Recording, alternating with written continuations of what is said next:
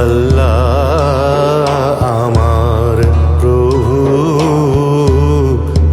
আমার নাহি নাহি ভয়।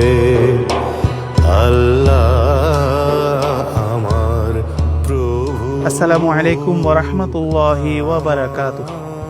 আলহামদুলিল্লাহি ওয়া কাফা ওয়া সালামুন আলা ইবাদিহিল্লাযীনা ইসতাফা, আম্মা বা'দ। প্রিয় দর্শক, একুশে টেলিভিশনের পর্দায় মাহে রমজান শীর্ষক হেরার পথে ইসলামী অনুষ্ঠানটি যে যেখান থেকে এই মুহূর্তে দেখেছেন সকলকে নিরন্তর শুভেচ্ছা ও মোবারকবাদ জানাচ্ছি। আশা করছি সবাই ভালো আছেন, সুস্থ আছেন। প্রিয় দর্শক, রমজান মহান আল্লাহ রব্বুল আলামিনের পক্ষ থেকে আমাদের জন্য বড় একটি নিয়ামত। রমজান একা আসেননি, রমজান আমাদের জন্য নিয়ে এসেছেন সাহারি, ইফতার, তারাবি এবং ইতিকাফ এবং হাজার মাসের চেয়েও শ্রেষ্ঠ রজনী।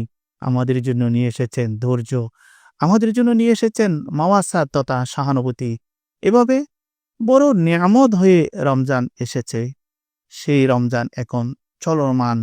এই রমজান মাসের ইবাদত বন্দেগী মহান আল্লাহ রব্বুল আলামিনের খুবই পছন্দের এবং আল্লাহ তাআলা এই রমজান আমাদের জন্য নিয়ে এসেছেন মুত্তাকি বানাবার জন্য, লাআল্লাকুম তাত্তাকুন। তারই নিরিখে ধারাবাহিকতায় আজকের আলোচনার আলোচ্য বিষয় হচ্ছে আত্মশুদ্ধি অর্জনে মাহে রমজানুল মুবারকের ভূমিকা। এই বিষয়ের উপর আলোচনা করবার জন্য স্টুডিওতে আমন্ত্রিত অতিথি হয়ে উপস্থিত হয়েছেন বিশিষ্ট ইসলামী চিন্তাবিদ, শাহজালাল ইসলামী ব্যাংক পিএলসির সম্মানিত সিনিয়র ভাইস প্রেসিডেন্ট জনাব মোহাম্মদ ইস্কান্দর আলম। আসসালামু আলাইকুম ওয়া রাহমাতুল্লাহ। ওয়ালাইকুম আসসালাম ওয়া রাহমাতুল্লাহি ওয়া বারাকাতুহু। যেটি বলেছিলাম, আল্লাহ তাআলা এই রমজান শরীফ বিশেষ করে রহমত, মাগফিরাত, নাজাতের মাস, জাহান্নাম থেকে নিষ্কৃতি লাভের মাস রমজান শরীফ আমাদেরকে দিয়েছেন যেন আমরা মুত্তাকি হতে পারি। তো সেই জন্য আজকে যে আমাদের বিষয়বস্তু ছিল যে আত্মশুদ্ধি অর্জনে যে মাহে রমজানুল মুবারকের যে ভূমিকা রয়েছে, এই বিষয়ের উপর আপনার আলোচনাটুকু রাখুন। ধন্যবাদ। বিসমিল্লাহির রহমানির রহিম। ইয়া আইয়ুহাল্লাযীনা আমানু কুতিবা আলাইকুমুস সিয়াম কামা কুতিবা আলাল লাযীনা মিন ক্বাবলিকুম লাআল্লাকুম তাত্তাকুন। সাদাকাল্লাহুল আযীম। আল্লাহ পাক রব্বুল আলামিন আমাদের উপর রমজান মাসের রোজাকে ফরজ করেছেন, যেভাবে আগেকার উম্মতদের উপরও রোজা ফরজ ছিল। এবং এই রমজানের রোজা আমাদের উপর এই জন্য ফরজ করেছেন লাআল্লাকুম তাত্তাকুন, যাতে আমরা মুত্তাকি হতে পারি। আল্লাহ পাক আমাদেরকে এই পৃথিবীর বুকে সৃষ্টি করেছেন যাতে আমরা আল্লাহর হুকুম মান্য করে আল্লাহর নৈকট্য পেতে পারি। মহতারাম, আপনি প্রশ্ন করেছেন আমরা কিভাবে আত্মশুদ্ধি অর্জন করতে পারি এবং যে আত্মশুদ্ধি অর্জনে রমজানুল মুবারকের ভূমিকা। আমরা তো বলতে পারি রমজান মাস এটা হলো এমন একটা মাস যেখানে আপনার আল্লাহ পাক রব্বুল আলামিন মানুষদেরকে পিউরিফাই হওয়ার জন্য, অন্তরকে পরিশুদ্ধতা করার জন্য এবং অন্তরকে স্পিরিচুয়াল ডেভেলপমেন্টের জন্য একটা অন্যতম একটা মাস। কারণ এই মাসের মধ্যে এমন একটা রহমত আল্লাহর পক্ষ থেকে থাকে যেটা সকাল সেহরি খাওয়ার পর থেকে আপনার ইফতার করা পর্যন্ত অবধারিতভাবে সেখানে নাজিল হতে থাকে। এবং এখানের মধ্যে একটা সিস্টেমের একটা সিস্টেম পরিপালিত হয় যে সেহরি খেতে হবে, সেহরি খাওয়ার জন্য মধ্যরাতে শেষ রাত্রে উঠতে হবে এবং ইফতার করার জন্য আপনার সূর্য পশ্চিম দিকে ধরে যেতে হবে।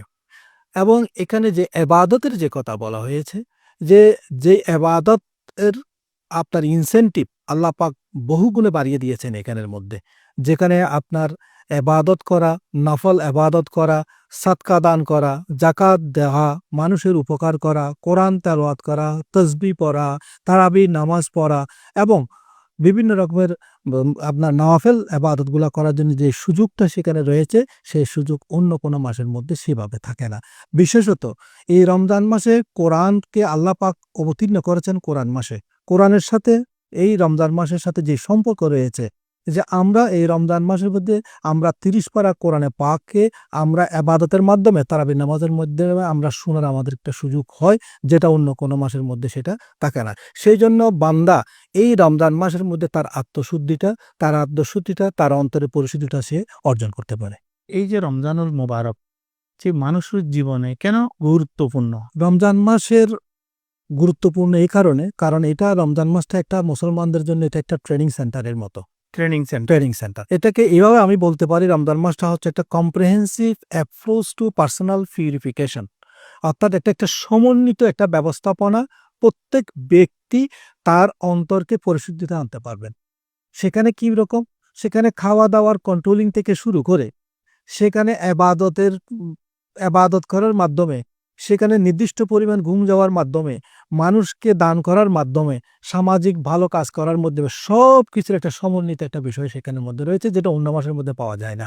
অতএব এই রমজান মাস মানুষের আন্তরিক এবং আর্থিক পবিত্রতার জন্য, বিশেষত বর্তমান সমাজের মধ্যে ডাক্তার সাহেবরাও বলেন যে রমজান রোজা রাখার কারণে মানুষের অন্যান্য বিভিন্ন রকমের রোগ যেগুলো আছে সেগুলা দূর হয়ে যায়। যেমন মানুষের শরীরের মধ্যে অনেক রকম টক্সিসগুলো থাকে, খারাপ কিছু জিনিস থাকে, রোজা রাখার কারণে সেই টক্সিসগুলো বের হয়ে যায়। এবং দেখা যায় যে রমজান মাসে মানুষ পরিমিত খাবার খায়, যার কারণে তার শরীর ভালো থাকে, ডিসিপ্লিন লাইফ থাকে। সেই জন্য আমরা বলতে পারি যে রমজান মাস হলো আত্মশুদ্ধির জন্য একটা অন্যতম মাস। মোহতারাম, আপনি যেটা আত্মশুদ্ধি বলছেন, যে আল্লাকুম তাত্তাকুন বলছেন, তো এই রমজানুল মোবারক মাসে যে আমাদের জন্য এই আত্মশুদ্ধিটা কি ধরনের অবদান রাখে? রমজান মাস যখন আসে, শয়তানকে বন্দী করে দেওয়া হয় এবং সুপ্রিদাদির শয়তান এবং ওয়াগুল্লিকাত আবওয়াবুল জাহান্নাম বলা হয়েছে, এবং দোজখের দরজাগুলো বন্ধ করে দেওয়া হয়, এবং বেহেশতের দরজা ও ফতিহাত আবওয়াবুল জান্নাহ এবং বেহেশতের জান্নাতের দরজাগুলো খুলে দেওয়া হয়। কেন বলা হয়েছে? কারণ রমজান মাসের মধ্যে শয়তানকে যখন বন্দী করা হয়, তখন মানুষের মধ্যে সে আর দুষ্টামিগুলো করতে পারে না, তখন মানুষ ইবাদতমুখী হতে পারে। যখন মানুষ ইবাদতমুখী হবে, তখন আল্লাহকে পাওয়া তার জন্য সহজ হয়ে যাবে। কাজেই রমজান মাসের রোজা যে ব্যক্তি ঈমান আর ইহতিসাবের সাথে, ইয়াকিনের সাথে, আল্লাহর সওয়াব পাওয়ার আশায় সে রোজা রাখবে, নিঃসন্দেহে তার আত্মশুদ্ধি হবে। আরেকটি বিষয় আপনি আমাদেরকে বলুন, সেটা হচ্ছে মাহে রমজান তাজকিয়া, আন্তরিক পরিশুদ্ধ যে আত্মশুদ্ধি যেটা এটি আছে, এটির সাথে দান আছে, সাদাকা আছে, তো একটি আরেকটির সাথে নিবিড় সম্পর্ক আছে, এই বিষয়ে একটু বলুন। মাহে রমজানুল মুবারকের মধ্যে আত্মশুদ্ধি যেভাবে আমরা করতে পারি, যেমন এখানে সাদকার কথা বলা হয়েছে, হাদিস শরীফের মধ্যে এসেছে যে এটা ভালো কথা বলা সাদকা, কিন্তু যেহেতু রমজান মাসের মধ্যে মানুষকে দান করার মধ্যে সওয়াবের পরিমাণ বেশি হয়, ইনসেন্টিভ আল্লাহর পক্ষ থেকে বেশি থাকে, তাহলে এখানে সওয়াব বেশি পাওয়ার জন্য এটা মানুষকে আগ্রহী করা হয়। দ্বিতীয়ত হলো যে রমজান মাসের মধ্যে গরিবদেরকে খাওয়ানো, তুতঈমুত তাআম, কারণ মুসলমানদের মৌলিক বৈশিষ্ট্য ৬টির মধ্যে অন্যতম বৈশিষ্ট্য আল্লাহ নবী বলেছেন তুতঈমুত তাআম, যে আইউল ইসলাম খাইরুন, আল্লাহ নবী বলেছেন যে প্রথমে সালাম দে এবং মানুষদেরকে খাওয়া, আফসুস সালাম, এবং তাকে তুতঈমুত তাআম, মানুষদের খাওয়ায়। রমজান মাসের মধ্যে যদি একজন ইফতার, যে রোজাদার, তাকে যদি ইফতার করা হয়, সেটার সব আল্লাহর দরবারে রোজা রাখার সম পরিমাণ হয়ে যায়।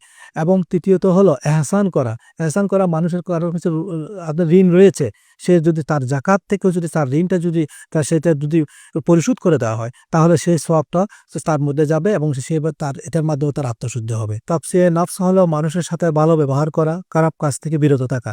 যেমন হাদিসের মধ্যে এসেছে, মানুষ যখন একজন আরেকজনের সাথে ঝগড়া করে, তখন আল্লাহ নবী বলেছেন তুমি বলে দাও আমি রোজাদার, ইন্নী সায়েম। তাহলে বোঝা গেল ঝগড়া থেকে বিরত থাকার জন্য রমজান মাসের রোজাটা একটা অন্যতম একটা মাধ্যম।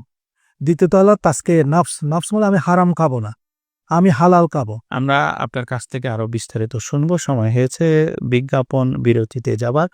সুপ্রিয় দর্শক, সময় হলো বিজ্ঞাপন বিরতিতে যাবার। ততক্ষণ আপনাদের প্রিয় ইসলামী অনুষ্ঠানটির সাথে থাকুন। لبيك اللهم لبيك لبيك لا شريك لك لبيك إن الحمد। দুই প্রমাণ গ্রুপের পক্ষ থেকে আপনাদেরকে আন্তরিক শুভেচ্ছা ও অভিনন্দন জানাচ্ছি। আমাদের এই দুই প্রমাণ গ্রুপে যাত্রা শুরু হয় 2012 সাল থেকে। হজ, উমরা, টিকেট, ভিসা সকল সার্ভিসগুলো আমরা এই একই ছাতার নিচে দিচ্ছি।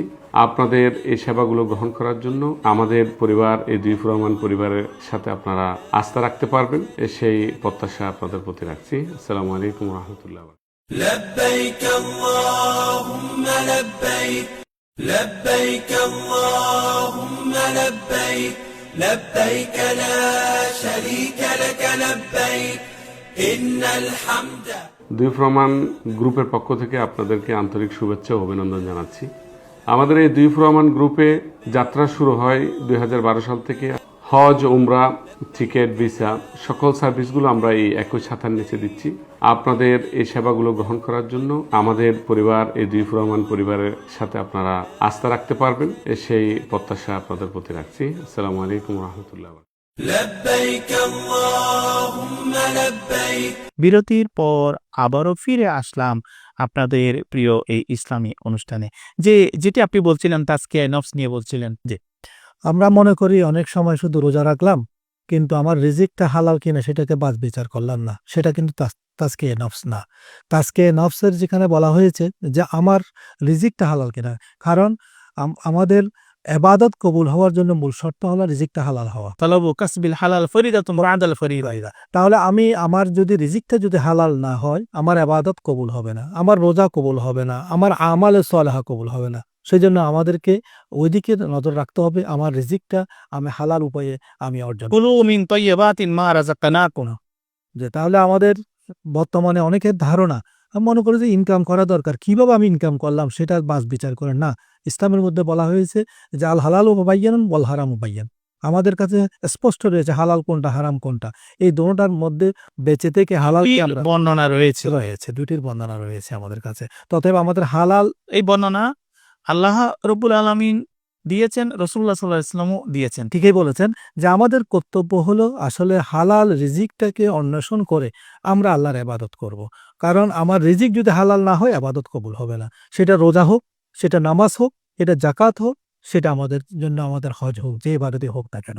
আপনি যে যাকাত নিয়ে বলছিলেন, সাদাকা নিয়ে বলছিলেন, যেমন সাদাকা বিশেষ করে যে একটি ইবাদত, নফল ইবাদত, ফরজের সওয়াব, ফরজ ইবাদত 70টি ফরজের সওয়াব, এবং যে সাদাকা রাসূলুল্লাহ সাল্লাল্লাহু আলাইহি ওয়াসাল্লাম বেশি বেশি দান সাদকায় নিয়োজিত থাকতেন এই রমজান মাসে।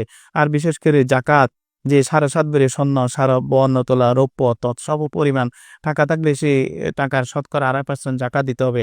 আপনি একজন ব্যাংকার, যে শরীয়তের দৃষ্টিকোণ থেকে এটি একটু বলুন। ধন্যবাদ।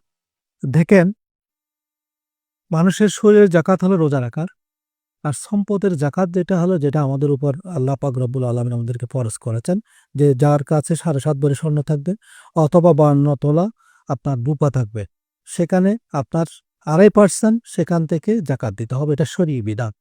এখন আমি সম্পদ অর্জন করলাম, পুরোটাই আমার না। এটা বলা হয়েছে যে মানুষের সম্পদের মধ্যে গরিবের অধিকার রয়েছে। আমার মাসারিফের যাকাত, যে 8টা জায়গার কথা বলা হয়েছে, সেখানে আমাদের অর্জিত টাকা, আমরা আল্লাহর পক্ষ থেকে যে নিয়ামত পেয়েছি সেখান থেকে আমাদেরকে যাকাত আদায় করতে হবে। এখন আমরা যাকাতটা কিভাবে আদায় করব, সেখানে শরিয়া আমাদেরকে সুন্দরভাবে বর্ণনা করে দিয়েছেন যে 7.5 ভরি স্বর্ণ হলে নিয়ম হলে সেখান থেকে আপনার 2.5% সেখান থেকে দিয়ে দেয়া। এখন দেখা গেল অনেকেই সেটা পরিপূর্ণভাবে কাউন্ট করে না। আমাদের কর্তব্য যে আমরা প্রতি বছরে একবারে যাকাত দিতে হয়, সেটা রমজান মাসে দিতে হবে, সেরকম না প্রথম থেকে দিতে পারবে। প্রশ্ন হলো আমরা রমজান মাসে কেন দেওয়ার? অধিক সওয়াবের জন্য। আপনার রমজান মাসে যে দিতে হবে এরকম না, নিয়ম হলো শরীয়তের বিধান হলো 1 বছর সহবতা রইল 1 বছর পূর্ণ হওয়া, যেটাকে হাউল আলাল হাউল বলা হয়।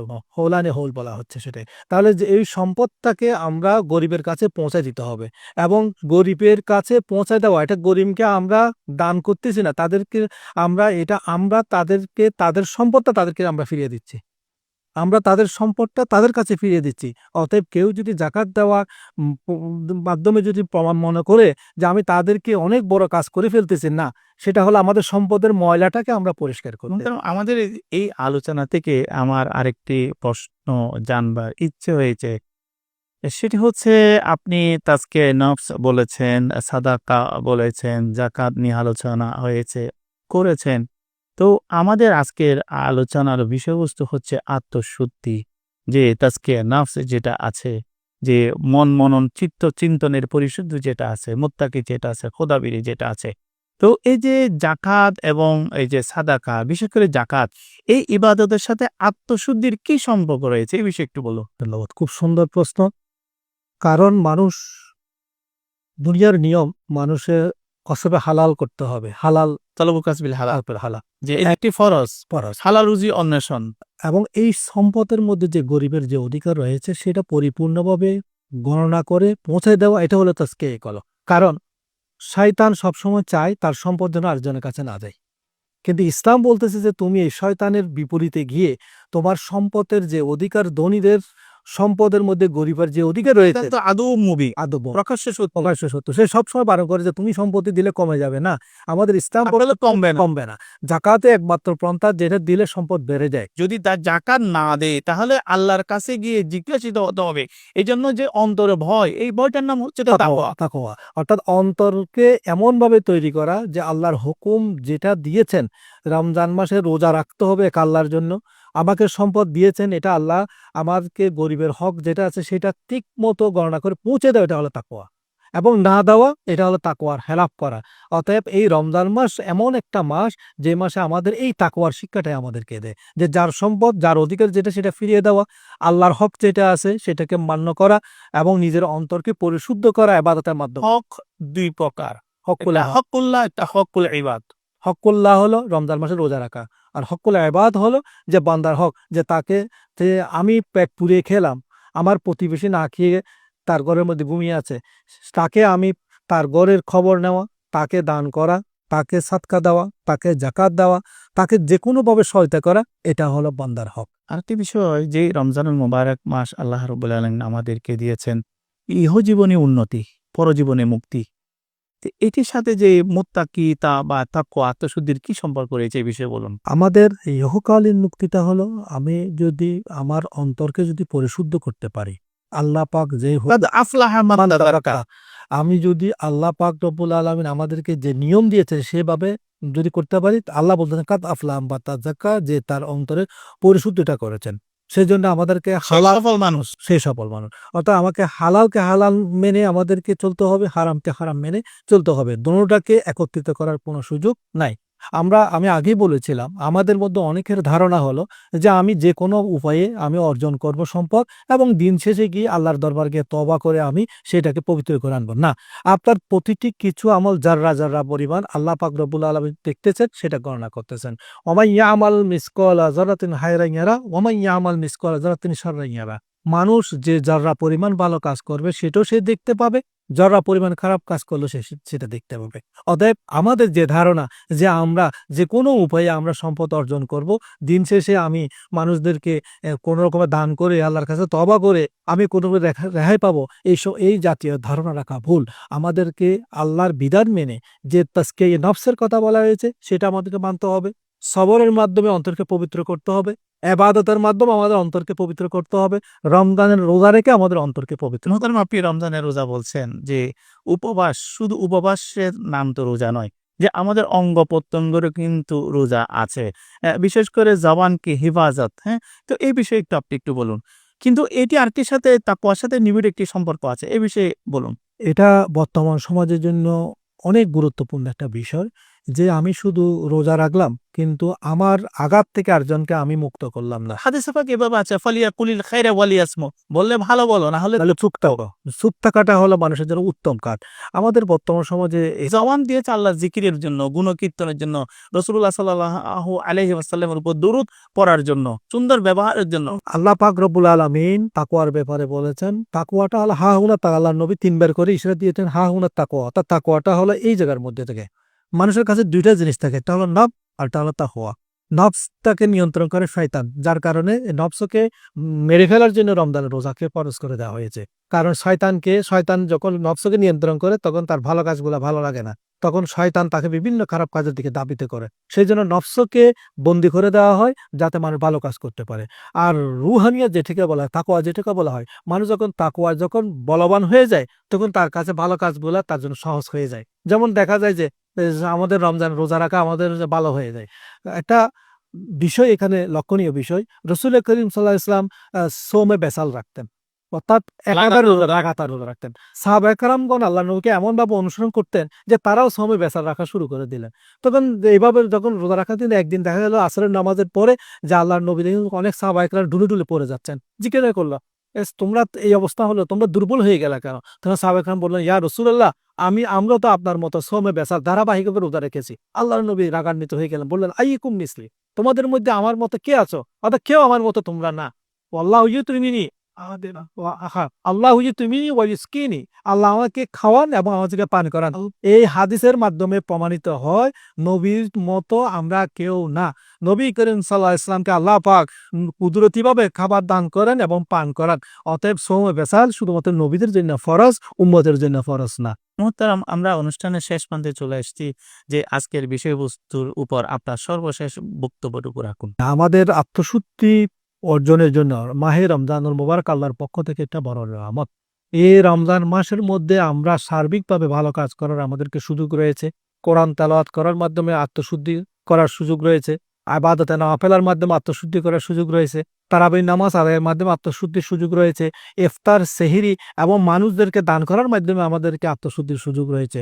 সর্বোপরি আমরা সমাজের মধ্যে যারা নিপীড়িত, যারা গরিব রয়েছে, দুস্থ রয়েছে, তারা ঠিক মতো ইফতার করতে পারেন কিনা, তারা দাঁড়িয়ে খেতে পারেন কিনা, তাদেরকে আমরা সহযোগিতার হাত বাড়িয়ে দেওয়া, তাদেরকে রমজানুল মুবারকের রোজা রাখা সুন্দরভাবে আমরা সহযোগিতা করা, এটাও আমাদের আত্মশক্তির বড় আমাদের। ধন্যবাদ জনাব মোহাম্মদ ইস্কান্দার আলম, আপনাকে আবারও শুভেচ্ছা এবং অভিনন্দন জানাচ্ছি।